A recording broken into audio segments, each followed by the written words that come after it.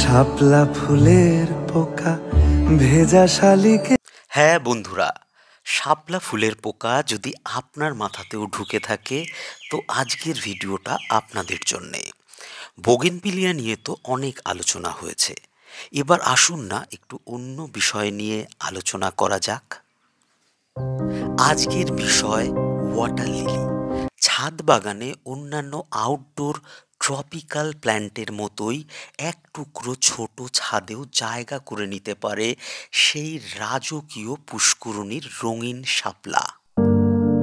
আমরা বোগেনভিলিয়ার বৈচিত্র্যময়ে যেমন প্রতিনিয়ত মোহিত হয়ে এসেছি, জল শালুকও কিন্তু কোনো দিক থেকে কম যায় না। শঙ্করায়নের যুগে জল শালুক বা ওয়াটার লিলিরও রয়েছে প্রচুর বৈচিত্র্যময়, এসেছে প্রতিনিয়ত নিত্য নতুন ভ্যারাইটি। এখানেও রয়েছে প্রচুর বড় এবং খাটো বা ডুয়ার প্রজাতির ওয়াটার লিলি। সেজন্যে চাইলেই আমরা এগুলোকে ছোট বড় বিভিন্ন ধরনের কন্টেইনারে আমাদের ছাদ বাগানে স্থান দিতে পারি। রয়েছে প্রচুর বৈচিত্র্যময়তা এবং আকর্ষণীয় রং। আজ আমি 5 রকম ওয়াটার লিলি রোপণ করে দেখাবো। আমি সংগ্রহ করেছি রুদ্র, নিমিতময়, পেপারন পিঙ্ক, কর্ণচাণক্য এবং হাসাবাদিন। এই সব ভ্যারাইটিগুলো আমায় পাঠিয়েছে আশিস চৌধুরী। বন্ধুরা, এগুলো হলো সেই সব ওয়াটার লিলির বাল্ব। এখানে 4টে দেখতে পাচ্ছেন এবং একটা আমি আগেই রোপণ করে দিয়েছি। প্রথম অবস্থায় যখন ওয়াটার লিলির বাল্ব আপনারা পাবেন বা কোনো জায়গা থেকে সংগ্রহ করবেন এই অবস্থায়, যেখানে কোনো রুট ডেভেলপমেন্ট হয়নি, সেক্ষেত্রে আমাদেরকে রুটিং করিয়ে নিতে হবে। এই প্রসেসটা এখন আমি আপনাদেরকে দেখাতে চলেছি। বন্ধুরা দেখুন, এরকম ফ্রেশ সুন্দর বাল্ব যখন ওয়াটার লিলির আপনারা পাবেন, যেগুলোতে রুট ডেভেলপমেন্ট তখনও হয়নি, সেক্ষেত্রে এরকম একটা পাত্রে আমাদেরকে ভালো জল নিয়ে নিতে হবে এবং তারপর এক এক করে এই বাল্বগুলো এর মধ্যে ছেড়ে দিতে হবে। এখানে কোনো মিডিয়া ব্যবহার করার কোনো প্রয়োজন নেই, একদম ফ্রেশ ট্রান্সপারেন্ট ওয়াটার আমরা ইউজ করব। এরপর এটাকে মুখ আমরা চাইলে বন্ধ করেও দিতে পারি, না করলেও সমস্যা নেই। এবার আমরা এটাকে একটা বন্ধ ঘর বা অন্ধকার ঘরের মধ্যে আমরা রেখে দেব। এভাবে যদি আমরা 1 সপ্তাহ বা 10-12 দিন রাখি, তাহলে দেখব ছোট ছোট শিকড় আসতে শুরু করে দেবে এবং শিকড় যখন বেশ বড় হয়ে যাবে, তারপর আমরা এটাকে রোপণ করব। দেখুন বন্ধুরা, শিকড়গুলো মোটামুটি এরকমভাবে চলে আসলে আমরা এটাকে রোপণ করতে পারি। এবার আসি মিডিয়া কিভাবে প্রস্তুত করব।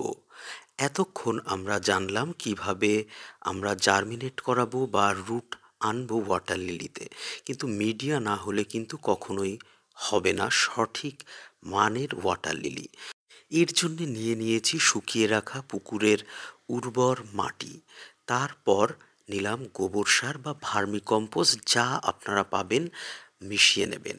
অল্প মাটি, গোবর সার বা ভার্মিকম্পোস্ট। এরপর যেটা লাগবে সেটা হচ্ছে হাড়ের গুঁড়ো।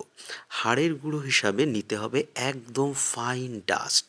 আমরা যে গ্র্যানুলার ডাস্ট বোগেনভিলিয়াতে সচরাচর ইউজ করি, ওটা নিলে কিন্তু হবে না। দেখুন বন্ধুরা, একদম পুরো এই ডাস্টটা নিতে হবে, একদম চুনের মতন লাগবে, তবে ভেজাল থেকে সাবধান, চুন নিলে কিন্তু হবে না। এরপর নেব অল্প সিঙ্গেল সুপার ফসফেট। দেখুন বন্ধুরা, এইটুকু মাত্র 2 থেকে আড়াই চামচ মতন সিঙ্গেল সুপার ফসফেট নিয়েছি। এরপর নেব হচ্ছে অল্প লাল পটাশ। খুব বেশি লাল পটাশ দেয়া যাবে না, মোটামুটি 2 চামচ মতন লাল পটাশ আমি এখানে অ্যাড করলাম। আমি প্রথমে যে পরিমাণ মাটি এবং গোবর সারের নিয়েছিলাম, সেগুলো মিশিয়ে মোটামুটি 3 থেকে 4টে 4 ইঞ্চি টবে ভরা যাবে সেই পরিমাণ। দেখুন বন্ধুরা, এরপর ভালো করে এটাকে মিশিয়ে দিতে হবে। এরপর আমরা চাইলে অল্প হিউমিক অ্যাসিড বা সিউইড গ্র্যানিউলসও এর সাথে মিশিয়ে দিতে পারি। কেউ চাইলে স্লো রিলিজ ফার্টিলাইজার বা অসমোকর্ডও মিশিয়ে দিতে পারেন এর সঙ্গে। মিশ্রণটা সম্পূর্ণভাবে মিশিয়ে দিতে হবে, যাতে জল দেওয়ার পর একদম ভালো পাক মাটি তৈরি হয়ে যায়। দেখুন, আমরা চাইলে অল্প সিউইড এক্সট্র্যাক্ট বা হিউমিক অ্যাসিড, ফলবিক অ্যাসিডের যে গ্র্যানুয়েলস পাওয়া যায় বোগেনভিলিয়াতে যা ইউজ করি, সেটা আমি এখানে ১ মুঠো দিয়ে দিলাম। এরপর ছোট ৪ ইঞ্চি বা ৫ ইঞ্চি পটে এই মিশ্রণটা হাফ টব করে আমরা দিয়ে দেব। কেউ চাইলে যদি একটু কম গভীর বড় পাত্র পান তাহলেও কিন্তু তাতে এটা অর্ধেক পরিমাণ ভরে দিতে পারেন এই মিশ্রণটা। মনে রাখতে হবে এই মিশ্রণটা কিন্তু টবে সম্পূর্ণভাবে ভরা যাবে না। এর ওপরের দিকে সারহীন মাটি বা বালি দিয়ে একটা ৩ থেকে ৪ ইঞ্চি আস্তরণ করে দিতে হবে। দেখুন বন্ধুরা, আমি এই ছোট গামলার টবের মধ্যে এই মাটির মিশ্রণ বা সারের মিশ্রণটা নিয়ে নিলাম অর্ধেক পরিমাণ। তারপর হালকা করে আমরা এইভাবে প্রেস করে দেব। এরপর আমরা যে ওপরের অংশটা থাকবে সেখানে ধুয়ে রাখা বালি এরকমভাবে দিয়ে দেব। চাইলে এখানে আমরা শুকিয়ে রাখা মাটিও দিতে পারি বা বালিও দেয়া যেতে পারে। বালি দিলে নিচের যে আমরা সার মাটি ইউজ করেছি সেটা জলে সহজে বেরিয়ে আসবে না। তাহলে জল অনেক তাড়াতাড়ি ট্রান্সপারেন্ট হয়ে যাবে। বন্ধুরা দেখুন, এরপর এর মিডল পজিশনে আমরা শিকড় এনে রাখা যে বাল্ব তৈরি করেছি সেই বাল্ব এর মাঝখানটায় রোপণ করে দেব। দেখুন বন্ধুরা, এই বড় গামলার মধ্যে এই ছোট গামলার মধ্যে কিন্তু ওয়াটার লিলি রোপণ করব। দেখুন বন্ধুরা, এই যে শিকড় এসে গেছে, শিকড় আসার পর আমাদেরকে একে রোপণ করতে হবে এই ছোট গামলার বালির মধ্যে। একটা জিনিস খেয়াল রাখতে হবে, এর যে জায়গা থেকে গ্রোথ এসছে সেই জায়গা কখনোই মাটির নিচে আমরা চাপা দিয়ে দেব না।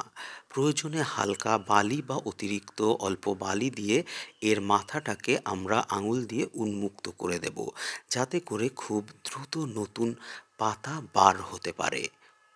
এরপর আমরা আস্তে করে বড় জল ভরে রাখা গামলার মধ্যে একে বসিয়ে দেব। ব্যাস, কমপ্লিট। এবার ফুলের অপেক্ষায় রইলাম। বন্ধুরা, আপনারা যদি কেউ ওয়াটার লিলি করতে চান তো আশিসের সাথে যোগাযোগ করতে পারেন। আজকের ভিডিওটা এখানেই শেষ করছি। সকলকে আরেকবার ধন্যবাদ জানিয়ে নমস্কার।